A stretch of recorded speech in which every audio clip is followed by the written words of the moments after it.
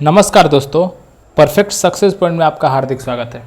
आज हम लोग लूसेंट सीरीज जियोग्राफी को आगे बढ़ाते हुए आज कक्षा 9 में आपका हार्दिक स्वागत है।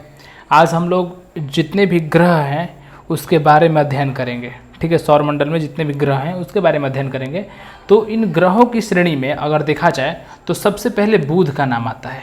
ठीक है, अगर हम लोग सबसे पहले बुध का नाम आता है। ठीक है, रिवीजन पिछला क्लास कर लीजिएगा।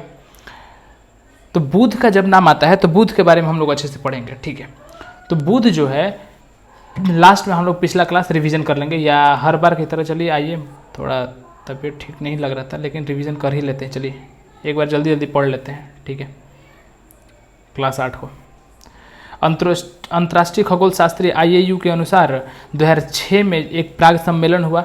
इसमें सौर मंडल में जितने भी पिंड है उसको 3 श्रेणी में बांटा गया। एक ग्रह में बांटा गया, एक बौना ग्रह में बांटा गया और लघु सौरमंडलीय पिंड में। ग्रह में बुध, शुक्र, पृथ्वी, मंगल, बृहस्पति, शनि, अरुण, वरुण बांटा गया।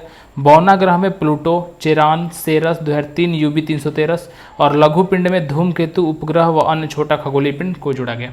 ग्रह जो सूर्य की परिक्रमा करते हैं, जो गुरुत्वाकर्षण बल जिसमें हो, गोल रूप धारण कर सके और अगल बगल उनका साफ होना चाहिए इलाका। 2006 में प्लूटो को ग्रह की श्रेणी से हटा दिया गया। ग्रह 2 प्रकार के, आंतरिक ग्रह और बाह्य ग्रह। आंतरिक ग्रह यानी बुध, शुक्र, पृथ्वी, मंगल, और बाह्य ग्रह जो 4 बाहर है यानी कि बृहस्पति, शनि, अरुण, वरुण। बाह्य ग्रह जो होते हैं गैस और तरल से बने होते हैं, सूर्य से दूर होते हैं और बहुत बड़े आकार के होते हैं, जबकि आंतरिक ग्रह होते हैं वो चट्टान से बने होते हैं। ठीक है, इतना आप लोगों ने पढ़ा हुआ है। ठीक है, सूर्य और क्षुद्र ग्रह की पट्टी के बीच में देखा जाए यहाँ पे तो सूर्य के आगे बुध, शुक्र, पृथ्वी, मंगल है, उसका बृहस्पति, शनि, अरुण, वरुण। यहाँ मंगल और बृहस्पति के बीच में क्षुद्र ग्रह देखा गया है। मंगल बृहस्पति के बीच में क्षुद्र ग्रह पाया जाता है। ठीक है, आंतरिक ग्रह बुध, शुक्र, पृथ्वी, मंगल को कहता है और बाह्य ग्रह बृहस्पति, शनि, अरुण, वरुण को कहता है। मैं जल्दी जल्दी इसलिए बोल रहा हूँ क्योंकि यह काफ़ी लंबा PDF है। ठीक है, 2 वीडियो को यह ज्वाइंट किया गया है तब आपको यह PDF मिला था। देखिए, नंगी आंखों से ग्रह को देखा जाए तो 5 ग्रह देख सकते हैं, मंगल, बुध, बृहस्पति, शुक्र और शनि। को जितना दिन का नाम है वही ग्रह के नाम को आप आंख से अपना देख सकते हैं। सूर्य से दूरी के अनुसार अगर ग्रह को देखा जाए तो बुध के बाद शुक्र आता है, पृथ्वी, मंगल, बृहस्पति, शनि, अरुण, वरुण। और परिक्रमण काल के अनुसार देखा जाए तो बुध, शुक्र, पृथ्वी, मंगल, बृहस्पति, शनि, अरुण, वरुण वहीं आता है। आकार और द्रव्यमान के अनुसार देखा जाए तो बृहस्पति के बाद छोटा शनि होता है, उसके बाद अरुण होता है, उसके बाद वरुण होता है, फिर 5वें नंबर पर पृथ्वी आती है, फिर शुक्र, मंगल आता है आकार के अनुसार, फिर बुध आता है। कौन कौन? पहले बृहस्पति, शनि, अरुण, वरुण लगातार, उसके बाद 5वें नंबर पर पृथ्वी, फिर शुक्र, मंगल, बुध। घनत्व के अनुसार देखा जाए तो शनि के बाद अरुण, फिर बृहस्पति, वरुण, मंगल, शुक्र, बुध, पृथ्वी। मंगल, शुक्र, बुध, पृथ्वी। द्रव्यमान के अनुसार मैंने पढ़ दिया। परिभ्रमण काल के अनुसार बढ़ते हुए बृहस्पति 10 घंटा में ही, फिर उसके बाद शनि 10.5 घंटा 40 मिनट, वरुण 16 घंटा, अरुण 17 घंटा, उसके बाद पृथ्वी, मंगल, बुध और शुक्र। ठीक है, ऐसे अपने अक्ष पर झुकाव के अनुसार देखिए तो सबसे कम झुका हुआ है शुक्र, सबसे ज़्यादा अरुण झुका हुआ है। शुक्र के बाद बृहस्पति, बुध, पृथ्वी। शुक्र के बाद बृहस्पति, तब बुध, पृथ्वी, मंगल। शुक्र के बाद बृहस्पति, बुध, पृथ्वी, मंगल, शनि, वरुण और अरुण अपने अक्ष पर झुकाव के अनुसार। शुक्र और अरुण के घूर्णन की दिशा पूर्व से पश्चिम है और इन दोनों को छोड़ दिया जाए तो सभी ग्रह के घूर्णन की दिशा पश्चिम से पूर्व है। ठीक है, आज जल्दी जल्दी मैंने जानबूझ के पढ़ा। ठीक है, क्योंकि आगे का यह वीडियो मैं नहीं चाहता कि एक भी दिन आपका गैप हो, इसीलिए कैसे भी आपको यह वीडियो प्रोवाइड कराना है मुझे। चलिए देखते हैं बुध। तो सबसे पहले ग्रह की बात है, बुध ग्रह की बात, तो यह सूर्य का सबसे नज़दीकी ग्रह है। पहला पॉइंट मैंने क्या लिखा है इसमें कि बुध ग्रह जो है सूर्य का सबसे नज़दीक ग्रह। आपने पढ़ा था कि जो सूर्य था उसके सूर्य के सबसे पास में कौन सा ग्रह मैंने लिखा था? बुध ग्रह लिखा था। तो सबसे सूर्य का नज़दीकी ग्रह क्या होता है? बुध होता है। पहला पॉइंट आपको पता है। सूर्य निकलने के 2 घंटा पहले ही दिखाई देता है, यानी कि अगर सूर्य निकला 6 बजे तो यह 4 बजे सुबह में ही दिखाई देगा। अगर सूर्य निकला 5 बजे तो यह 3 बजे सुबह में दिखाई देगा, यानी 2 घंटा पहले सूर्य से दिखाई देता है। कौन? बुध। तो बोलिएगा कि समझ में आ गया, बुध 2 घंटा पहले दिखाई देता है। बुध कितना घंटा पहले? 2 घंटा पहले दिखाई देता है। पूरा दिमाग आप अपना यहाँ रखिएगा। ठीक है, तो सूर्य के सबसे नज़दीकी ग्रह है और 2 घंटा पहले ही बुध आपको दिखाई देने लगता है। अच्छा, आगे बढ़ते हैं। यह सबसे छोटा ग्रह है। बुध क्या है? सबसे छोटा और हल्का ग्रह है। तो बोलिए कि सबसे छोटा भी है, तो हाँ पता है, सबसे पहले है और सबसे छोटा है बुध, और सबसे हल्का भी है। छोटा होने के वजह से क्या है? सबसे हल्का भी ग्रह है। तो बोलिए कि चलिए याद हो गया। अभी तक 3 पॉइंट। सबसे नज़दीकी 2 घंटा पहले सूर्य से निकलेगा, सबसे छोटा और हल्का। इसके पास उपग्रह नहीं है, सबसे इंपॉर्टेंट पॉइंट इसमें क्या है, इसके पास उपग्रह ही नहीं है। अच्छा, इसके पास कोई उपग्रह नहीं है, तो नहीं, उपग्रह क्या है, नहीं है, उपग्रह नहीं है, बुध का कोई उपग्रह नहीं। पूछा जाएगा जैसे पृथ्वी का अपना उपग्रह एक चंद्रमा है, चंद्रमा जो है पृथ्वी का उपग्रह है, वैसे बुध का कोई भी उपग्रह नहीं है। तो ठीक है, मैं पूछूंगा बुध का उपग्रह का नाम बताइए, तो आप बोलिएगा बुध का उपग्रह नहीं है। ओके, इसके चुंबकीय क्षेत्र पाया जाता है, इसमें क्या है, इसमें चुंबकीय क्षेत्र पाया जाता है, सबसे इंपॉर्टेंट। कोई और ग्रह में आपको देखने को नहीं मिलेगा इसमें, लेकिन चुंबकीय क्षेत्र पाया जाता है। ओके, इसमें क्या पाया जाता है, चुंबकीय क्षेत्र पाया जाता है। तो पूछा जाएगा कि वह कौन सा ग्रह है जिसमें चुंबकीय क्षेत्र पाया जाता है, तो वह ग्रह का नाम है बुध। वह ग्रह का नाम बताइए जो सबसे छोटा है और हल्का है, बुध, और चुंबकीय क्षेत्र जिसमें पाया जाता है बुध। उपग्रह इसका नहीं है, 2 घंटा पहले सूर्य से निकल जाता है, सूर्य से कितना देर पहले, 2 घंटा पहले निकल जाता है बुध। आगे, सूर्य की परिक्रमा सबसे कम समय में करता है, सूर्य की परिक्रमा सबसे कम समय में, आपको पता है सूर्य की परिक्रमा सबसे कम समय में करने का काम यही करता है। पहले सबसे पहले परिक्रमा कौन करता है, बुध, क्योंकि पास में है, तो सबसे पहले परिक्रमा सबसे कम समय में परिक्रमा कौन करता है, सूर्य की, बुध करता है। और बुध की परिक्रमा सबसे पहले करेगा, मान लीजिए सूर्य यहाँ पे पड़ा हुआ है, और पूछा जाएगा कौन सा ग्रह जो है सूर्य की सबसे पहले परिक्रमा, तो जो बुध है सबसे पहले परिक्रमा कर लिया, यानी बोला जाएगा कक्षीय गति सर्वाधिक है इसका, यानी कि कक्ष में घूमने में सबसे फास्ट कौन घूम कर आया, तो बुध, तो बोला जाएगा कि इसका सर्वाधिक कक्षीय गति है। तो पूछा जाएगा सर्वाधिक कक्षीय गति, यानी कक्ष में जल्दी जल्दी घूम के आने वाला, सबसे पहले घूम के आने वाला कौन रहेगा, बुध रहेगा। तो सर्वाधिक कक्षीय गति किसका है, बुध का है। ठीक है, सूर्य की परिक्रमा सबसे कम समय में कौन करता है, बुध करता है। सब इसमें चुंबकीय क्षेत्र पाया जाता है बुध में। ओके, उपग्रह इसका नहीं होता है, 2 घंटा पहले सूर्य से दिखाई देता है। ओके, चलिए ठीक है, इतना तक आपको समझ में आ रहा होगा। आगे देखिए, इसका उपग्रह नहीं है और चुंबकीय क्षेत्र पाया जाता है बुध में। सूर्य के परिक्रमा सबसे कम समय में करता है, यानी कक्षीय गति ज़्यादा है, आपको यह पता है, याद करने की जरूरत नहीं है। सबसे इंपॉर्टेंट, यहाँ दिन बहुत ज़्यादा गर्म होता है और रात बर्फीले होती है, यानी होता क्या है ना कि दिन में टेम्परेचर बहुत बढ़ जाता है, दिन का तापमान लगभग 427 डिग्री पहुँच जाता है। सोचिए यहाँ पे 40 डिग्री सेल्सियस जब पहुँचता है तो क्या हालत ख़राब होता है। वहाँ बुध का दिन का तापमान 427 डिग्री सेल्सियस है, 427 डिग्री सेल्सियस, 4.5 माने 427 है, सोच लीजिए दिन का तापमान। और रात का तापमान -173 है। ठीक है, यानी कि इसका ताप का अंतर कितना होगा, देखिए पहले ताप का अंतर मतलब क्या हुआ कि जब -173 है तो पहले -172 आएगा, माने 0 की तरफ आएगा, तो 0 आने में 172 पहले घटना पड़ेगा इसको, 173, और फिर 427, यानी दोनों को आप जोड़िएगा तो 600 का अंतर पड़ा। ठीक है, ताप का अंतर कितना पड़ा, 600 का अंतर पड़ा। ओके, अंतर कैसे निकालते हैं, बड़ा वाला में से छोटा वाला घटाते हैं, अंतर ऐसे ही निकाला जाता है ना। अगर बोला जाएगा तो बड़ा वाला 427 में से घटाएंगे, क्या घटाएंगे, -173, तो माइनस माइनस क्या हो गया, प्लस हो गया, दोनों जोड़ दीजिए, 600 का अंतर आ गया। ठीक है, चलिए, तो पूछा जाएगा कि यहाँ दिन बहुत ज़्यादा गर्म होता है, आपने देख लिया बुध का, और रात बहुत सोचिए 0 डिग्री सेल्सियस पर क्या हाल होगा, -4 डिग्री पर क्या हाल होगा, तो यह तो -143 है। तो सोचिए यहाँ रात अति बर्फीली होती होगी, बर्फ़ बहुत ज़्यादा होगा, और दिन में बहुत गर्म रहता होगा, तो यानी कि यहाँ पर मनुष्य का रहना संभव नहीं है। यहाँ पे हम लोग रह पाएंगे, नहीं रह पाएंगे। ठीक है, ओके, समझ में आ गया। तो इसका ताप का अंतर कितना है, 600 ताप का अंतर है। ताप का अंतर कितना है इसका, 600 है। समझ में आया, ताप का अंतर 600, -173 और 427। ये एक बार में याद नहीं होगा, बार बार पढ़ना पड़ेगा कि -173 है रात में, और 427 कब है, दिन का। -173 रात का, 427 कब है, दिन का तापमान। अभी तक हम लोगों ने क्या पढ़ा, बुध में हम लोगों ने पढ़ा कि सबसे नज़दीकी ग्रह है, 2 घंटा पहले सूर्य से निकलता है, सबसे छोटा और हल्का है, उपग्रह इसका है ही नहीं, और चुंबकीय क्षेत्र पाया जाता है, इंपॉर्टेंट, उपग्रह नहीं है इसमें। ठीक है, सूर्य के परिक्रमा सबसे कम समय में करता है, यानी सर्वाधिक कक्षीय वाला है। दिन में बहुत ज़्यादा टेम्परेचर, कितना टेम्परेचर होता है, 427 डिग्री सेल्सियस, और रात में -173 डिग्री सेल्सियस होता है। कुल मिला के 600 का ताप का अंतर रहता है, यानी कि ताप का अंतर कितना हो जाता है, 600 का तापांतर, मतलब दिन और रात का ताप का अंतर 600। चलिए, बुध के बारे में हम लोगों ने पढ़ लिया। ठीक है, ओके, आगे देखते हैं शुक्र के बारे में। शुक्र के बारे में पूछा जाएगा कि पहला पॉइंट क्या आता है, पृथ्वी का निकटतम ग्रह, यानी पृथ्वी के सबसे निकट कौन है, शुक्र है। पृथ्वी के सबसे निकट कौन है, शुक्र है। ठीक है। पृथ्वी के सबसे निकट कौन है? शुक्र है। पृथ्वी के सबसे निकट कौन है? शुक्र है। जैसे पृथ्वी होगी तो पृथ्वी के अगल बगल दोनों होगा, तो दोनों में से सबसे निकट कौन सा है? शुक्र है। समझ में आ गया? ओके। तो पृथ्वी के सबसे निकटतम ग्रह आपसे पूछा जाएगा, बताइए, तो क्या नाम बोलिएगा? शुक्र बताइएगा। दूसरा, सबसे चमकीला ग्रह कहा जाता है शुक्र को, और सबसे गर्म ग्रह। सोचिए, कोई भी चीज़ गर्म रहेगा, जब गर्म रहेगा तो वह चमकेगा ज़्यादा, यानी सबसे गर्म ग्रह है और चमकीला ग्रह है शुक्र। पूछा जाएगा सबसे गर्म ग्रह कौन सा है? शुक्र है। सबसे गर्म ग्रह कौन सा है? शुक्र है। सबसे चमकीला तो शुक्र है सर, क्योंकि गर्म है वो, तो सबसे गर्म और सबसे चमकीला क्या है? शुक्र है। ठीक है। इसे साँझ का तारा कहा जाता है। साँझ का तारा मतलब शाम में भी दिखाई देता है, और भोर का भी तारा कहा जाता है, यानी भोर में भी दिखाई देता है, सुबह में। शाम में कहाँ दिखाई देगा? पश्चिम में। जैसे देखिए, यह पूरा आकाश में सूर्य डूबते हुए दिखाई देता है पश्चिम में, तो उस समय जब शाम होगा तो यह पश्चिम में दिखाई देगा शुक्र ग्रह, और सुबह में सूर्य पूरब में दिखाई देता है, यानी सुबह में यह कहाँ दिखाई देगा? पूरब की तरफ दिखाई देगा।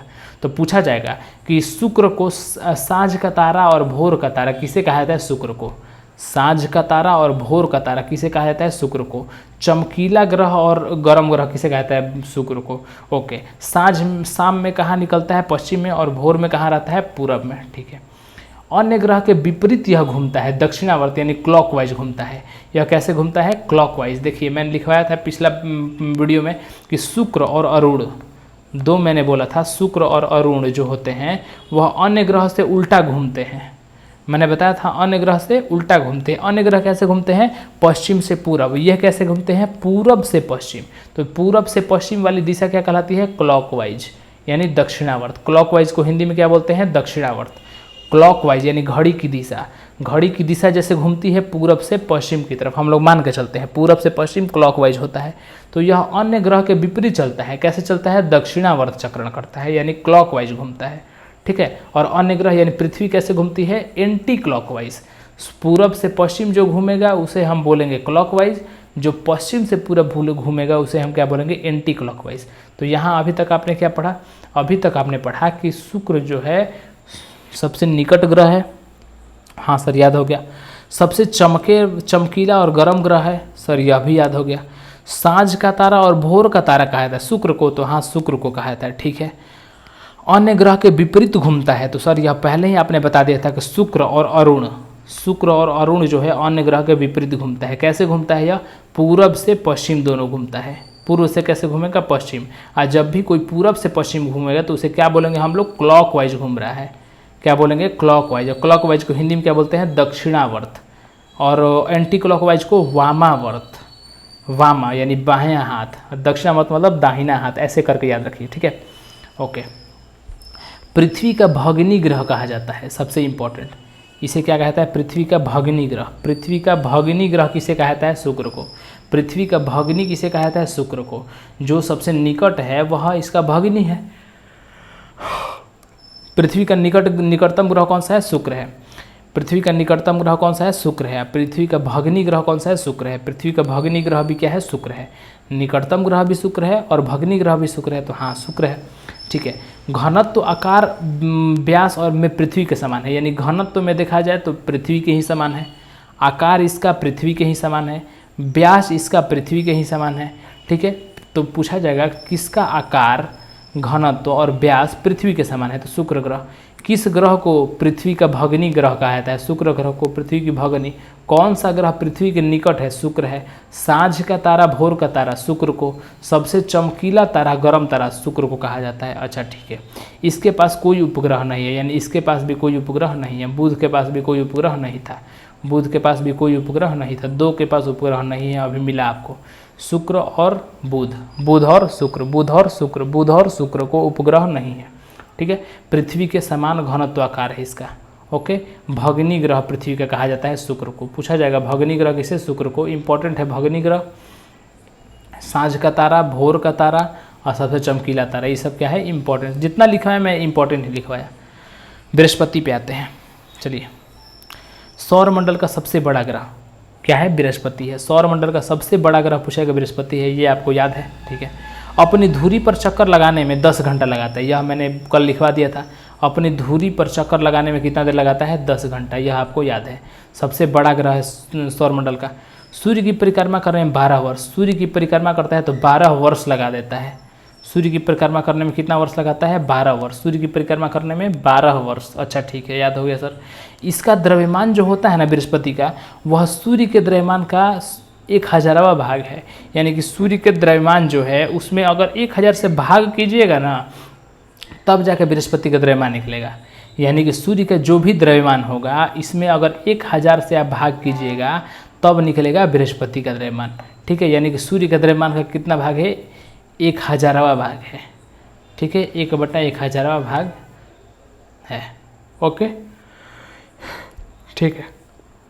आज थकने के कारण नींद जैसा भी आ रहा है, लेकिन कोई बात नहीं, यह वीडियो को कंप्लीट करेंगे हम लोग। ठीक है, बृहस्पति, इसका उपग्रह ज्ञानीमीड है।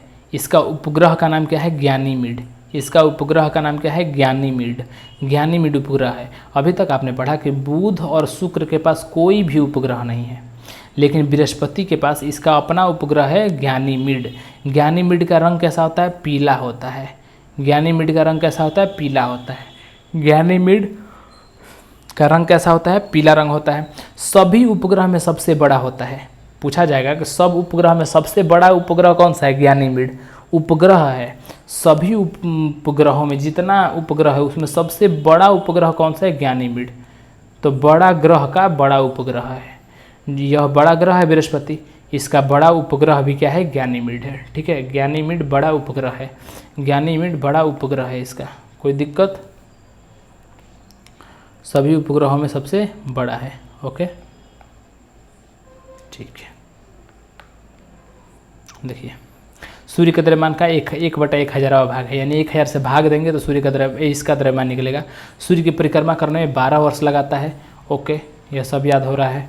और सौरमंडल का सबसे बड़ा ग्रह है। अपनी धुरी पर 10 घंटा में, सूर्य की परिक्रमा 12 वर्ष में। इसका द्रव्यमान सूर्य के द्रव्यमान का 1/11वां भाग है और इसका उपग्रह ज्ञानीमीड कहलाता है। अभी तक जो हम लोगों ने पढ़ा है, एक बार हम लोग बोलने का प्रयास करते हैं। चलिए देखिए, क्या मैंने बोला? बोलने का प्रयास करते हैं। अभी तक हमने लिखा बुध के बारे में, तो बुध के बारे में हम लोग क्या लिखा? बुध के बारे में लिखा कि सबसे नज़दीकी ग्रह है, याद कीजिए, और 2 घंटा पहले ही दिखाई देने लगता है सूर्य से। तो हाँ सर याद है। इसके पास अपना कोई भी उपग्रह नहीं है। अच्छा ठीक है, ये वह सबसे छोटा और हल्का ग्रह है, यह भी याद हो गया। इसका चुंबकीय क्षेत्र है इसके पास। किसके पास? बुध के पास। तो हाँ सर, बुध के पास चुंबकीय ग्रह है, आपने बताया था। और इस यहाँ पे सबसे ज़्यादा दिन और मतलब गर्म 427 डिग्री और रातें बर्फीली होती है -173 डिग्री सेल्सियस। तो सर यह सब याद हो गया। शुक्र के बारे में क्या बताया? शुक्र बताया कि पृथ्वी का निकटतम है, सबसे चमकीला और गर्म ग्रह है। पृथ्वी का निकटतम ग्रह कौन सा है? शुक्र है। सबसे चमकीला गर्म ग्रह शुक्र है। इसे क्या कहता है? सांझ का तारा, भोर का तारा कहा जाता है। ठीक है, क्योंकि शाम में यह पश्चिम दिशा में और भोर में यह सुबह में पूर्व दिशा में दिखाई पड़ता है। ठीक है, यह अन्य ग्रह की तुलना में क्लॉकवाइज घूमता है, सभी एंटी क्लॉकवाइज घूमते हैं। यह कैसे? दक्षिणावर्त घूमता है। पृथ्वी का भगनी ग्रह भी शुक्र को कहा जाता है, क्योंकि यह घनत्व, आकार और व्यास से पृथ्वी के समान होता है। इसके पास कोई उपग्रह नहीं, यानी बुध अगर देखा जाए, बुध और शुक्र के पास कोई उपग्रह नहीं है। दोनों के पास क्या है? उपग्रह नहीं है। उपग्रह नहीं है। और बृहस्पति के पास, तो बृहस्पति के पास एक उपग्रह है जिसका नाम ज्ञानीमीड है। ज्ञानीमीड, और ज्ञानीमीड का रंग कैसा है? पीला रंग का है। यह सबसे बड़ा है, जितना उपग्रह है सबसे बड़ा ज्ञानीमीड है। ज्ञानीमीड सबसे बड़ा है, बृहस्पति का उपग्रह है ज्ञानीमीड। चलिए यहाँ तक आप लोगों ने पढ़ लिया। अब आगे देखते हैं, मंगल के बारे में देखते हैं। बृहस्पति के बारे में देखा कि सबसे बड़ा उपग्रह है और अपने धुरी पर 10 घंटा में, सूर्य की परिक्रमा 12 वर्ष में करता है। यह सूर्य की परिक्रमा 12 वर्ष करता है। सूर्य के द्रव्यमान का 1/11वां भाग है, 1000 भाग है। और उपग्रह ज्ञानीमीड इसका है। लाइव वाले बच्चे बताइए, क्या आपको याद हो रहा है? आगे बढ़ें। आपको यहाँ तक याद हो गया? आगे बढ़ें ना हम। ठीक है, मंगल ग्रह। मंगल ग्रह, इसे लाल ग्रह कहा जाता है। मंगल ग्रह को कौन सा ग्रह कहा जाता है? लाल ग्रह कहा जाता है। ठीक है, मंगल ग्रह को लाल ग्रह कहा जाता है। ओके, लाल ग्रह क्यों कहा जाता है? क्योंकि लाल ग्रह इसलिए कहा जाता है क्योंकि इस ग्रह पे आयरन ऑक्साइड पाया जाता है। क्या पाया जाता है? Iron oxide. आयरन ऑक्साइड के कारण रंग लाल होता है। पूछा जाएगा कि इसका रंग लाल क्यों है, तो आप बोलिएगा कि लाल रंग होने का कारण है आयरन ऑक्साइड। क्या? आयरन ऑक्साइड की वजह से लाल रंग होता है। ओके ठीक है। तो मंगल को लाल ग्रह कहते हैं, तो हाँ लाल ग्रह कहते हैं मंगल को। चलिए सर याद रहेगा, आगे बढ़िए। मंगल को लाल ग्रह कहते हैं, ठीक है। ओके, मंगलवार हनुमान जी का दिन है और वैसे भी वह पूरा लाल लाल सिंदूर से रहते हैं, तो मंगल को लाल ग्रह कहते हैं। ओके, पृथ्वी के समान 2 ध्रुव है, जैसे पृथ्वी पर 2 ध्रुव है, यहाँ पे 1 ध्रुव उत्तरी दक्षिणी ध्रुव 2 ध्रुव है, तो वैसे ही पृथ्वी के समान इसका क्या है? 2 ध्रुव है। ओके, मंगल पर मतलब मंगल में ग्रह में 2 ध्रुव विद्यमान है। इसका कक्षा तल ये 25 डिग्री के कोण पर झुका हुआ है, जिसके कारण पृथ्वी के समान ही ऋतु में परिवर्तन होता है। जैसे हम लोग के यहाँ बरसात, गर्मी और ठंडा होता है ना, ऋतु में बदलाव होता है ना, मौसम में, ऋतु मतलब मौसम टाइप का बदलाव होता है ना, तो क्यों होता है? क्योंकि हम लोग का पृथ्वी जो है 23 डिग्री कोण पर झुकी हुई है, 23.5 डिग्री, और यहाँ पे 25 डिग्री। अगर आप बोलिएगा कि इसको आप एक काम कीजिए कि दिखाइए फ़ोटो से, तो मैंने फ़ोटो लिया है, आपको दिखा रहे हैं। अगर यहाँ पे कक्षा तली की बात किया जाए तो यह हो जाएगा, देखिए ये वाला। तो ये वाला जो कक्षा तली है आपका,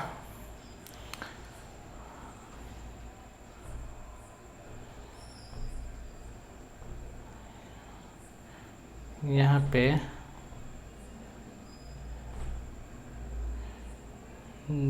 मंगल ग्रह के पास में ले जाते हैं इसको।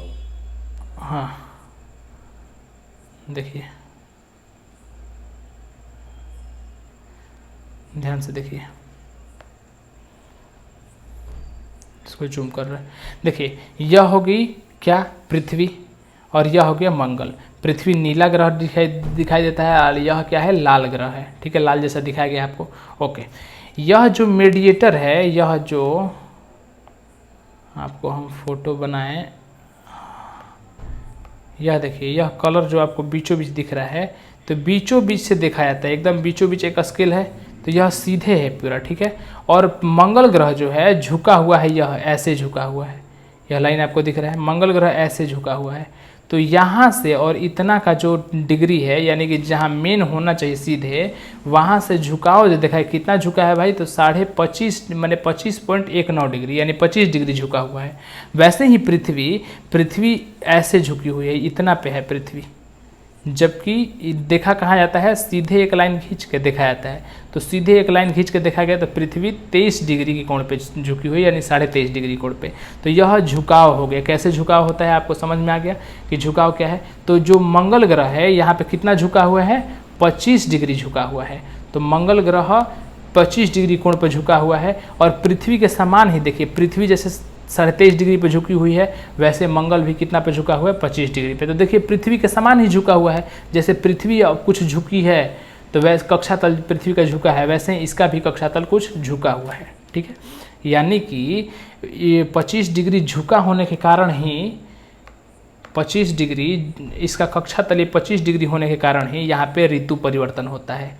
अब पृथ्वी पर ऋतु परिवर्तन क्यों होता है? 23.5 डिग्री झुका होने के कारण इसका कक्षा का तल कितना झुका है? 25 डिग्री झुका है। मंगल का कक्षा तल कितना झुका है? 25 डिग्री, जिसके कारण यहाँ पृथ्वी के समान ऋतु परिवर्तन होता है, ठीक है। आगे बढ़ते हैं। इसके दिन का मान और अक्ष का झुकाव पृथ्वी के समान है। दिन का मान यानी जैसे हम लोग का दिन होता है ना 24 घंटे का, दिन रात मिला के, तो वैसे ही दिन का मान और अक्ष का झुकाव भी पृथ्वी के समान है। देखिए अक्ष का झुकाव पृथ्वी के समान है कि नहीं?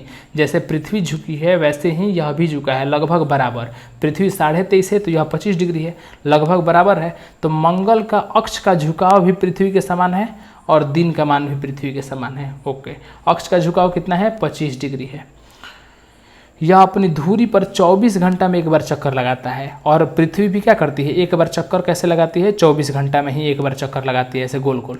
और मंगल भी 24 घंटा में ही एक बार चक्कर लगाता है। यह अपनी धुरी पर कितना घंटा में? 24 घंटा में। यानी कि देख रहे हैं एकदम पृथ्वी के समान ही ये सब चीज़ इसमें पाया जा रहा है। इसमें 2 उपग्रह है, मंगल के 2 उपग्रह हैं। कौन कौन? फोबोस और डीमोस। फोबोस और डीमोस। मंगल के कितने उपग्रह हैं? 2 उपग्रह हैं। जैसे बृहस्पति के 1 उपग्रह था ज्ञानीमीड, वैसे ही मंगल के 2 उपग्रह है फोबोस और डीमोस। फोबोस और डिमोस पूछेगा किसका उपग्रह है, तो मंगल का है। मंगल अपनी धुरी पर कितने घंटा में घूम लेता है, 24 घंटा में। जो पृथ्वी का है बोल देना है। इसके दिन का मान और अक्ष का झुकाव समान है। इसका कक्षा तल 25 डिग्री कोण पर झुका हुआ है।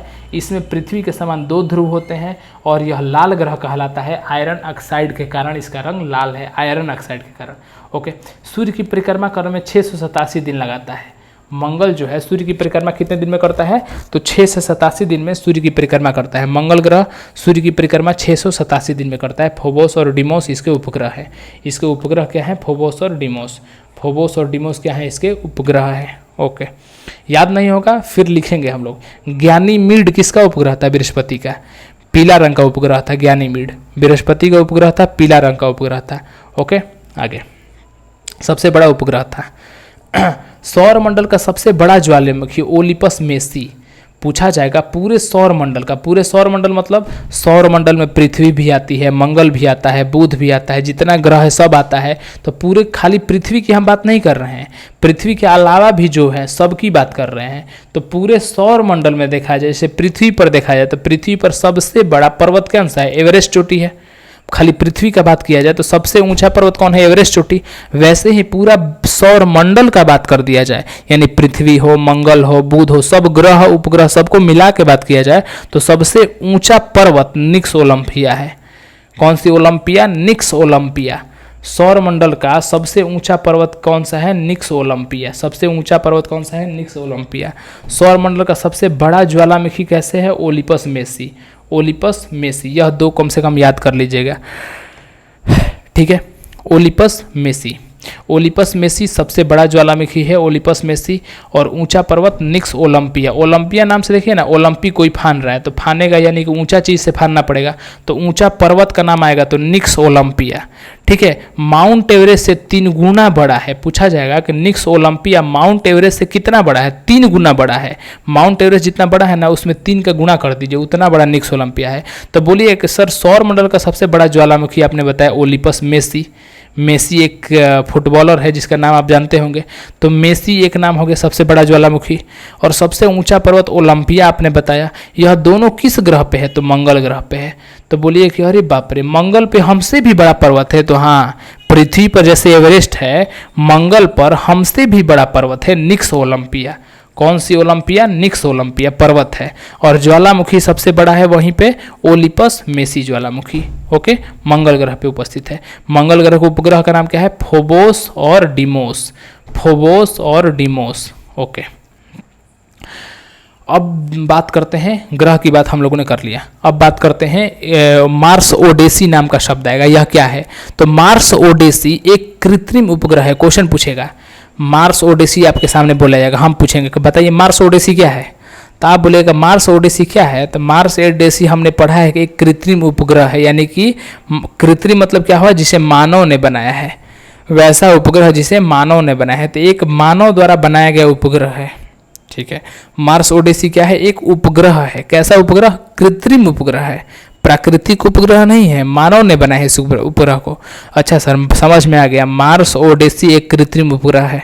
याद घर पे हम लोग कर लेंगे, ठीक है। आगे देखिए, इस उपग्रह से मंगल ग्रह पर पता क्या चला, यह उपग्रह गया मंगल ग्रह पे।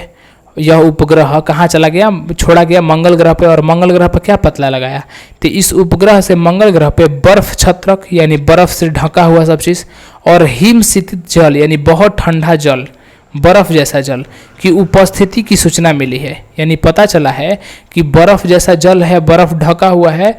इस उपग्रह के माध्यम से मार्स ओडेसी बताया है कि वहाँ पे जल उपलब्ध है, बर्फ उपलब्ध है, यानी जल उपलब्ध है। यानी मार्स ओडेसी ने बताया है कि वहाँ पे अति ठंडा जल यानी हिमशीतित जल और बर्फ उपलब्ध है। मार्स ओडेसी नामक उपग्रह ने बताया है। यही उपग्रह को जब छोड़ा गया ऊपर ना, तो यह उपग्रह ने सूचना दिया। मार्स ओडेसी क्या है, एक कृत्रिम उपग्रह है। उम्मीद है समझ में आ गया होगा, ठीक है। मार्स ओडेसी याद नहीं होगा अभी, हमको पता है। देखिए, हम याद अभी करा देते, 1% मन नहीं कर रहा है पढ़ाने का। याद अभी हम कराते, कितना बार बोलते, रिपीट करते, आपको पता ही है कैसे पढ़ाते हैं। हम आज बोल रहे हैं 85% क्लास में याद हो जाएगा, 15% बस क्लास में याद करना पड़ेगा, नाम बस, समझ में सब कुछ आएगा। वो कृपया याद कर लीजिएगा, रिक्वेस्ट है। आज मार्स क्यूरियोसिटी रोवर, एक और नाम है मार्स क्यूरियोसिटी रोवर। एक नाम आया मार्स ओडेसी, बार बार बोले याद हो जाएगा। मार्स ओडेसी आया, क्या था? उपग्रह था, और पता लगाया कि मंगल ग्रह पे बर्फ है और पानी है। मार्स ओडेसी नामक उपग्रह पता लगाया था। ओके, मार्स क्यूरियोसिटी रोवर क्या है? तो इस अंतरिक्ष, यह एक अंतरिक्ष यान है। मार्स क्यूरियोसिटी रोवर क्या है? अंतरिक्ष यान है। नाम याद मत कीजिए, अभी देखिए बस। मार्स क्यूरियोसिटी रोवर क्या था? एक अंतरिक्ष यान है जिसे किसने भेजा है? नासा ने भेजा है। नासा ने मंगल ग्रह पर भेजा है। एक अंतरिक्ष यान है मार्स नाम से, मार्स मतलब क्या है? मंगल। तो नाम से है कि मंगल ग्रह पर भेजा जा रहा है क्यूरियोसिटी रोवर। अंतरिक्ष यान को नासा ने मंगल ग्रह पर भेजा है। किसने भेजा है? नासा ने भेजा है। पहला चीज़ क्वेश्चन पूछेगा, मार्स क्यूरियोसिटी रोवर क्या है? तो एक अंतरिक्ष यान है। किसने भेजा है इसे? कहाँ है? मंगल ग्रह पे है। किसने भेजा है? तो नासा ने भेजा है। 3 क्वेश्चन यहाँ से निकला। कहाँ पे यह गया है अंतरिक्ष यान? मंगल ग्रह पर भेजा गया है। ओके, 6 अगस्त 2012 को मंगल ग्रह पर पहुँच गया। यह मार्स क्यूरियोसिटी रोवर कब पहुँचा? 6 अगस्त 2012 में पहुँच गया। 2012 में पहुँच गया। कहाँ पहुँचा? गेल क्रेटर नामक जगह पे। जिस जगह पर पहुँचा उसका नाम क्या दे दिया गया? गेल क्रेटर। जिस जगह पर उतरा ना उसका नाम दे दिया गया गेल क्रेटर। क्या नाम दिया गया? गेल क्रेटर। पूछा जाएगा कि मार्स क्यूरियोसिटी रोवर क्या है? पहला क्वेश्चन क्या है? एक अंतरिक्ष यान है।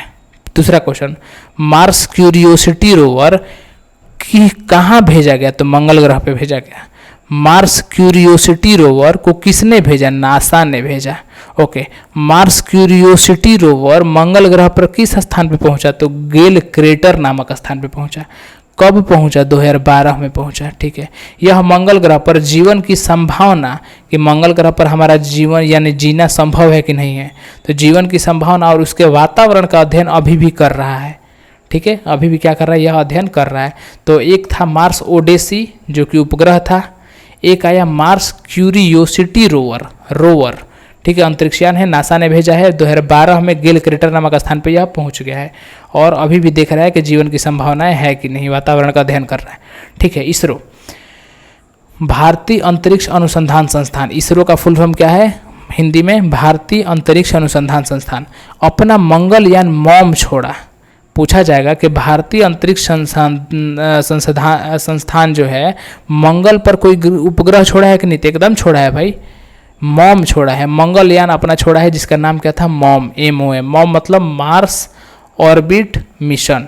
M मतलब मार्स, O मतलब ऑर्बिट, M मतलब मिशन। मार्स ऑर्बिट मिशन छोड़ा है, मॉम छोड़ा है, अपना मंगलयान छोड़ा है। ठीक है, 5 नंबर 2013 को छोड़ा है। कब? 2013 की बात है। कहाँ से छोड़ा है? हरिकोटा। हरिकोटा कहाँ है? आंध्र प्रदेश। यानी आंध्र प्रदेश में एक जगह है हरिकोटा, वहीं से छोड़ा है। कहाँ से? हरिकोटा, आंध्र प्रदेश से छोड़ा है। ठीक है, मंगलयान, यानी एक मंगलयान हो गया और मंगलयान ऊपर छोड़ रहा है इसरो। तो इसरो मंगलयान का नाम क्या था? मॉम था। इस मंगलयान का नाम क्या था? मॉम था। मार्स ऑर्बिट और मिशन। ठीक है, कब छोड़ा गया? 2013 में छोड़ा गया। कब छोड़ा गया? 2013 में। कहाँ से छोड़ा गया? हरिकोटा, आंध्र प्रदेश से छोड़ा गया।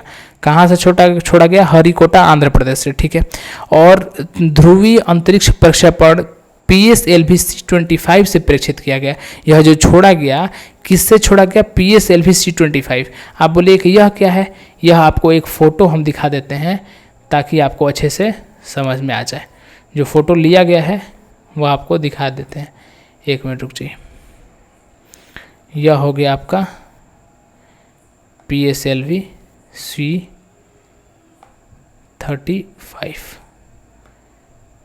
सॉरी, PSLV C-35 यह हो गया। देखिए ध्यान से, PSLV C-35 यहाँ पे मैं लगा दे रहा हूँ। तो ऐसा आपने ज़रूर देखा होगा। ठीक है, ऐसा आपने ज़रूर देखा होगा। इसको क्या नाम है? देखिए ध्यान से, PSLV C-35, यहाँ नाम देख लीजिए, PSLV C-35 लिखा हुआ है। ठीक है, तो यही होता है और इसी को क्या कहा जाता है? ऊपर छोड़ा जाता है। तो पूछा गया कि मॉम जो छोड़ा गया किस यान से छोड़ा गया? तो PSLV C-35 से छोड़ा गया। इसी से मंगलयान छोड़ा गया था। तो PSLV C-35 से मंगलयान छोड़ा गया था। PSLV C-35 से मंगलयान छोड़ा गया था। ठीक है, मंगलयान छोड़ा गया था PSLV C-35 से। ओके। कहाँ से छोड़ा गया था? हरिकोटा नामक जगह पे। कब छोड़ा गया था? 2013 में छोड़ा गया था। कहाँ से? हरिकोटा नामक जगह पे 2013 में छोड़ा गया था। हरिकोटा नामक जगह पे छोड़ा गया था। मंगलयान का नाम क्या है? Mom, Mars orbit mission. Mars orbit mission यानी कि मार्स मतलब मंगल, ऑर्बिट मतलब कक्ष, मिशन मतलब लक्ष्य, यानी कि मंगल को उसके कक्ष में भेजना है। ठीक है, मतलब मंगल के कक्ष में भेजना है। सॉरी, जो हम उपग्रह भेज रहे हैं किसके कक्ष में भेजना है? मंगल के कक्ष में भेजना है, ताकि मंगल ग्रह के बारे में वह अध्ययन कर सके।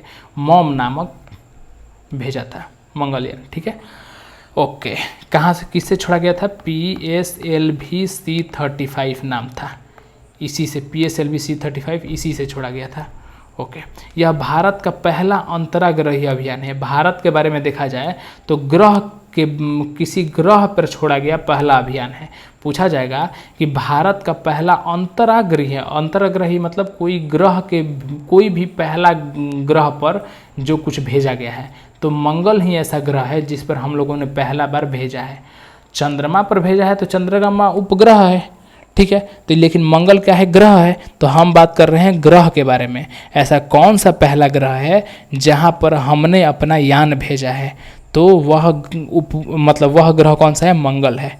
तो भारत का पहला अंतराग्रही अभियान कौन सा है? मॉम ही था। जो मॉम है पहला अंतराग्रही अभियान है। ठीक है, तो भारत जो है ऐसे देखा जाए मंगल पर छोड़ने वाला कौन सा देश बन गया? चौथा बन गया। पहला कौन सा था? सोवियत संघ, सोवियत अंतरिक्ष कार्यक्रम, रूस की बात कर रहा है। दूसरा नासा, अमेरिका की बात। तीसरा यूरोपीय संघ, बहुत सारे जो मिलकर आते हैं। और चौथा में अंतरिक्ष एजेंसी इसरो आ गया, पहला जिसने मंगल ग्रह के लिए यान भेजा है। यानी मंगल ग्रह के लिए पहली बार किसने भेजा है? पहली बार सोवियत संघ ने भेजा है। पहली बार किसने भेजा है? सोवियत। दूसरी बार किसने भेजा है? नासा ने भेजा है। तीसरी बार मंगल ग्रह पे अपना यान किसने भेजा है? यूरोपीय अंतरिक्ष संस्थान। और चौथा बार हमारा भारत नासा इसरो भेजा है। चौथा बार हमारा भारत क्या भेजा है? इसरो ने भेजा है। तो मंगल पर भेजने वाला हमारा देश कौन सा स्थान पे आ गया? चौथा पे आ गया। ठीक है, चौथा स्थान पे हमारा देश की जो इसरो एजेंसी है वह चौथे स्थान पे आई है। उम्मीद है आपको अच्छे से समझ में आया होगा। मैंने पूरा कोशिश किया कि आपको समझाने की कोशिश करें। मार्स क्यूरियोसिटी रोवर क्या है? एक अंतरिक्ष यान है। नासा ने इसे भेजा है, मंगल ग्रह पर भेजा है। कब वह भेजा गया? 2012 में गेल क्रेटर नामक स्थान पर यह पहुँच गया।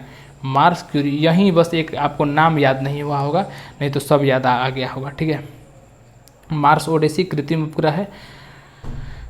उम्मीद है समझ में आ गया। छोटा छोटा पॉइंट लिख लेते हैं। बुध का उपग्रह था, बताइए आप लोग, माइक खोलिए।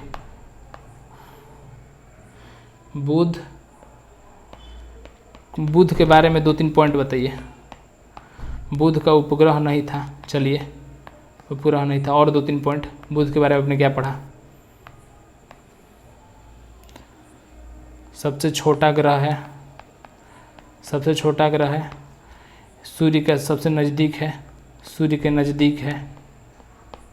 ठीक है, इस पर चुंबकीय क्षेत्र पाया जाता है। इसका, इस ग्रह पे चुंबकीय क्षेत्र पाया जाता है। यह सब आप लोगों ने पढ़ा है बुध के बारे में। ठीक है, हल्का ग्रह है, सबसे नज़दीक ग्रह है। और इसका ताप का अंतर कितना है? तापांतर 600 डिग्री सेल्सियस। दिन में कितना ताप में रहता है बुध पे, और रात में कितना रहता है? दिन में, रात में -173 डिग्री सेल्सियस रात में, या दिन में 427 डिग्री सेल्सियस तापांतर रहता है बुध का। इतना हम लोगों ने बुध के बारे में पढ़ा। शुक्र के बारे में बताइए। चलिए, बहुत बढ़िया, सबसे चमकीला ग्रह है उसे, और चमकीला, हाँ, यानी कि भोर का तारा और साँझ का तारा कहा जाता है। उसके बाद पृथ्वी के निकटतम है, पृथ्वी का निकटतम है। उसके बाद आपने क्या पढ़ा शुक्र के बारे में? भगिनी ग्रह कहा जाता है, पृथ्वी का भगिनी ग्रह कहा जाता है शुक्र को। और क्या पढ़ा आपने? इसका उपग्रह नहीं है, बहुत बढ़िया, शुक्र का कोई उपग्रह नहीं है। और आपने पढ़ा कि अन्य ग्रह के उल्टा यह दक्षिणावर्त में घूमता है। दक्षिणावर्त में घूमता है, यानी क्लॉकवाइज घूमता है। और सभी जो ग्रह हैं कैसे घूमते हैं, एंटी क्लॉकवाइज। ठीक है, शुक्र पूरब से पश्चिम घूमता है कि पश्चिम से पूरब? बहुत बढ़िया, शुक्र जो है पूरब से पश्चिम की तरफ घूर्णन करता है। चलिए अब बृहस्पति के बारे में बता दीजिए। बृहस्पति के बारे में बताइए, जो याद आ रहा है बताइए। बृहस्पति को पीला ग्रह कहते हैं और बड़ा ग्रह है सबसे। एक उपग्रह ज्ञानीमीड है जो कि सबसे बड़ा है, इसका रंग पीला होता है। सब उपग्रहों में सबसे बड़ा ज्ञानीमीड है। और बृहस्पति के बारे में आपने क्या पढ़ा? 10 घंटा में अपने कक्ष घूर्णन कर लेता है और सूर्य का 12 वर्ष में परिक्रमा लगाता है। इतना आपने पढ़ा। और इसका द्रव्यमान कितना होता है इसका? सूर्य का द्रव्यमान का 1000वां भाग। सूर्य के द्रव्यमान का 1000वां भाग। सूर्य के द्रव्यमान का 1000वां भाग। 1000वां भाग बोलने का मतलब भाग दे दिया गया। 1000वां भाग, सूर्य के द्रव्यमान का 1000वां भाग। ठीक है, पूछा जाएगा सूर्य का कितना गुना, सूर्य के द्रव्यमान का कितना गुना, तो 1/1000 गुना। तो गुना पूछा जाएगा तो 1/1000, भाग पूछा जाएगा तो 1000 भाग। समझ में आया? यह हो गया आपका इतना। अब ये बताइए मंगल के बारे में बताइए। मंगल एक लाल ग्रह है। उसके बाद मंगल जो है लाल ग्रह है, अभी तक आपने पढ़ा लाल ग्रह है। लाल ग्रह क्यों है? आयरन ऑक्साइड के कारण। आयरन ऑक्साइड, इसका रंग लाल है आयरन ऑक्साइड के कारण। ठीक है, और इसका हाँ उपग्रह का नाम फोबोस और डीमोस। फोबोस और डीमोस, फोबोस और डीमोस, इसका उपग्रह का नाम है फोबोस और डीमोस। और बताइए मंगल के बारे में आपने क्या देखा? जो दिमाग में आ रहा है सोचिए। सूर्य की परिक्रमा करने में 687 दिन लगाता है। सूर्य की परिक्रमा 687 दिन में करता है, बहुत बढ़िया। 687 दिन में करता है। उसके बाद मंगल के बारे में बताइए। 24 घंटा में अपनी धुरी पर घूमता है। धुरी पर एक चक्कर कितना देर में लगाता है? 24 घंटा। 24 घंटा में लगाता है। इसका कक्षीय जो तल है कितना घुमा हुआ है? कक्षीय तल 25 डिग्री झुका हुआ है। ठीक है, और इसी के कारण दिन और रात पृथ्वी के समान होते हैं। जब भी रीजन आएगा ऋतु परिवर्तन का, जब भी कॉन्सेप्ट आएगा कि पृथ्वी पर ऋतु परिवर्तन क्यों होता है, क्योंकि पृथ्वी अपने अक्ष पर 23.5 डिग्री झुकी हुई है।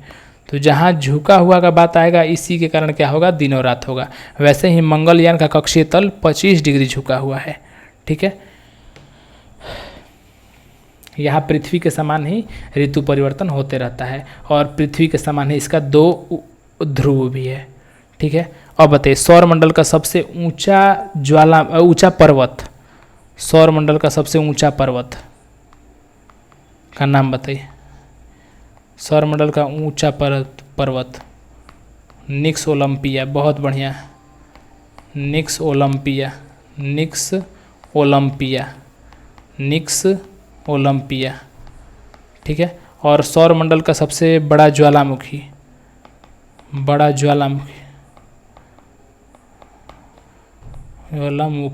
ज्वालामुखी ओलिपस मेसी। नाम क्या है? Olympus Messi. Olympus Messi. यह दोनों कहाँ हैं? दोनों मंगल ग्रह पे हैं। ठीक है, और आपने क्या पढ़ा? जो ऊंचा पर्वत है माउंट एवरेस्ट से कितना गुना बड़ा है?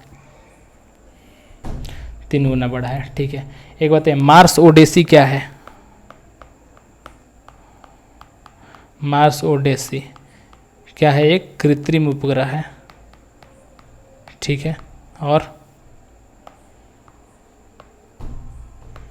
कृत्रिम उपग्रह है। और इसके बारे में एक पॉइंट और था, मार्स ओडेसी कृत्रिम उपग्रह है और यह जल और बर्फ़ के बारे में पता लगाया है। कहाँ पे? मंगल पे। तो मंगल ग्रह पे जल और बर्फ़ के बारे में पता कौन लगाया है? मार्स ओडेसी नामक उपग्रह लगाया है। ठीक है। मार्स क्यूरियोसिटी रोवर नामक एक था अंतरिक्ष यान। मार्स